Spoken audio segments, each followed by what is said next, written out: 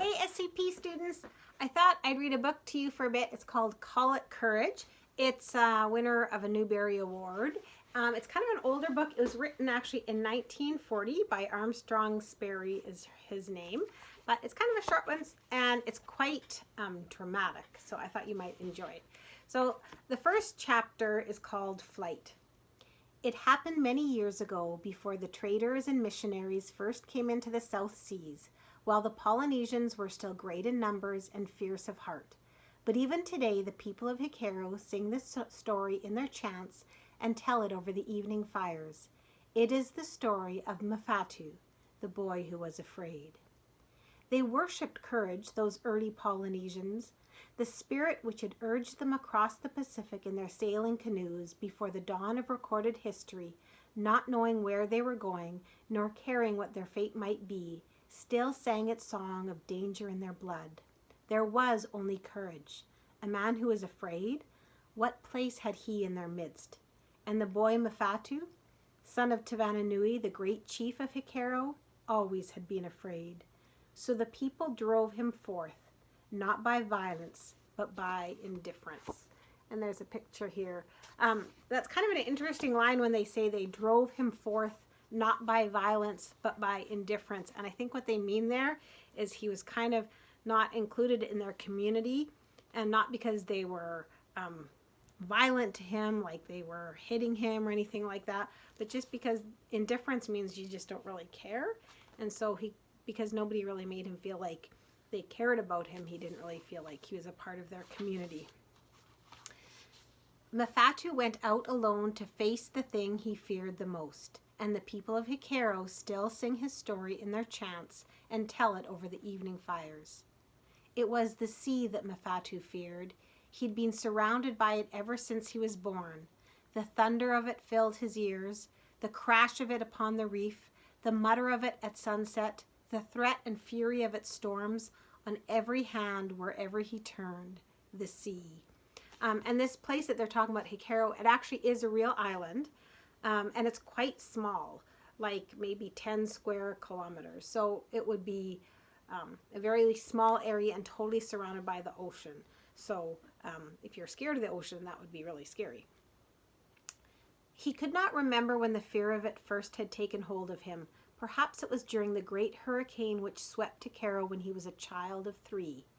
Kind of pay attention to the timeline. So that happened when he was 3. And then it says, even now, 12 years later, Mafatu could remember that terrible morning. So that happened when he was 3, and now this is 12 years older, so now he's 15.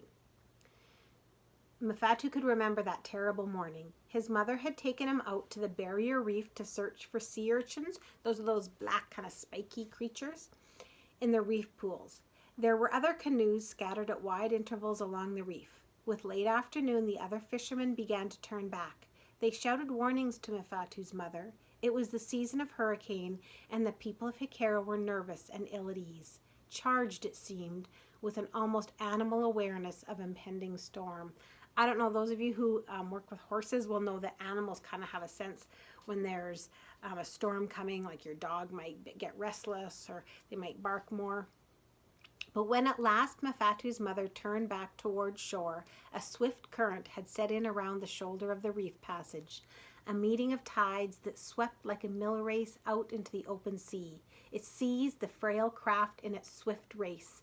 Despite all the woman's skill, the canoe was carried on the crest of the churning tide through the reef passage into the outer ocean. So the barrier reef is around the island, and it kind of keeps the ocean and the sea from getting too many waves. It kind of slows everything down. But now that there's a storm, they've gotten swept out into the ocean. Mafatu would never forget the sound of his mother's despairing cry. He didn't know then what it meant, but he felt that something was terribly wrong, and he set up a loud wailing.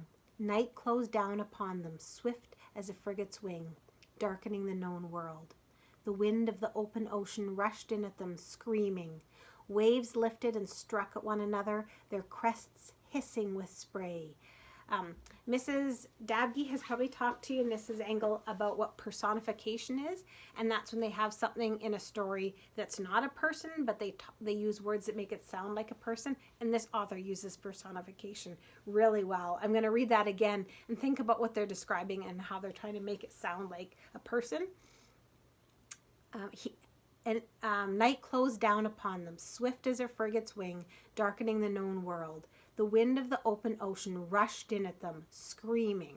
So the wind is screaming. Waves lifted and struck at one another, their crests hissing with spray. So they're trying to make it seem like the waves are fighting with each other like people or animals. The poles of the outrigger were torn from their thwarts. The woman sprang forward to seize her child as the canoe capsized. The little boy gasped when the cold water struck him. He clung to his mother's neck. Moana, the sea god, was reaching up for them, seeking to draw them down to his dark heart. And this may start to sound familiar to you when they talk about Moana, the sea god. So think about if you have any connections to maybe some Disney movies that this sounds familiar. Off the tip of Hikaro, the uninhabited islet of Tokoto lay shrouded in darkness. It was scarcely more than a ledge of coral, almost awash. The swift current bore directly down upon the islet. Dawn found the woman still clinging to the prow pole, and the little boy with his arms locked about his mother's neck. The grim light revealed sharks, circling. Little Mafatu buried his head against his mother's cold neck. He was filled with terror. He even forgot the thirst that burned his throat. But the palms of Tokoto beckoned with their promise of life, and the woman fought on. When at last they were cast up on the pinnacle of coral, Mafatu's mother crawled ashore with scarcely enough strength left to pull her child beyond the reach of the sea's hungry fingers. There's some more personification. The little boy was too weak even to cry. At hand lay a cracked coconut.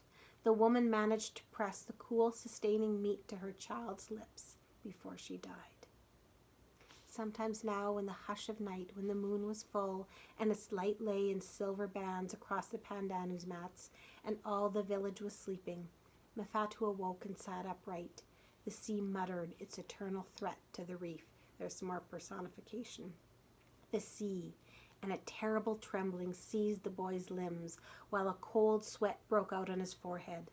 Mafatu seemed to see again the faces of the fishermen who had found the mother and her whimpering child.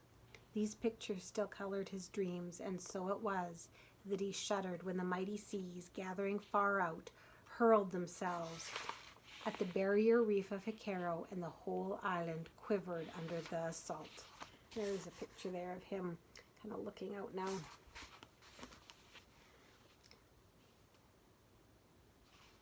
Oops, sorry. Perhaps that was the beginning of it. Mafatu, the boy who'd been christened Stout Heart, stout means brave, by his proud father, was afraid of the sea. So his name means he's brave, but it's ironic because he's not brave. What manner of fisherman would he grow up to be? How would he ever lead the men into battle against warriors of other islands? Mafatu's father heard the whispers, and the man grew silent and grim. The other people were not unkind to the boy, for they believed that it was all the fault of the Tupapau, the ghost spirit which possesses every child at birth. But the girls laughed at him, and the boys failed to include him in their games. And the voice of the reef seemed pitched for his ears alone. It seemed to say, "You cheated me once, Mafatu, but someday I will claim you." Mafatu's stepmother knew small sympathy for him, and his stepbrothers treated him with open scorn. "Listen," they would mock. "Moana, the sea god, thunders on the reef. He is angry with us all because Mafatu is afraid." The boys learned to turn these jibes aside, but his father's silence shamed him. He tried with all his might to overcome his terror of the sea, sometimes steeling himself against it. And they mean steeling like when you try really hard to resist something. Steeling himself against it, he went with Tavana Nui and his stepbrothers out beyond the reef to fish. Out there where the glassy swells of the ocean lifted and dropped the small canoe, pictures crowded into the boy's mind, setting his scalp a-tingle. Pictures of himself, a baby clinging to his mother's back, sharks cruising, and so overcome would he be at the remembrance of that time that he would drop his spear overboard or let the line go slack at the wrong movement and lose the fish. It was obvious to everyone that Mafatu was useless upon the sea. He would never earn his proper place in the tribe. Stout heart, how bitter the name must taste upon his father's lips. So finally he was not allowed to fare forth with the fishermen. That's called alliteration, where they use one letter a lot in a sentence to kind of make you pay attention to it. So they use the word F here lots. So finally he was not allowed to fare forth with the fishermen. He brought ill luck. He had to stay at home making spears and nets, twisting coir, the husk of the coconut, into stout shark line for other boys to use. He became very skillful at these pursuits, but he hated them. His heart was like a stone in his chest, and that part is important for later, the fact that he learned how to make all these spears and nets. A yellow dog named Yuri was Mafatu's inseparable companion. Yuri, with his thin coat which showed his ribs and his eyes so puzzled and true. He followed the boy wherever he went. Their only other friend was Kiwi, an albatross. The boy had once found the bird on his lonely wanderings. One of Kiwi's feet was smaller than the other, perhaps because it was different from its kind. The older birds were heckling and pestering the fledgling. Something about that bird, trying to fight off its more powerful fellows, touched the boy's heart. He picked it up and carried it home, caught fish for it in the shallows of the lagoon. The bird followed Mafatu and Yuri about, limping on its one good leg. At length, when the young albatross learned to fly, it began to find its own food.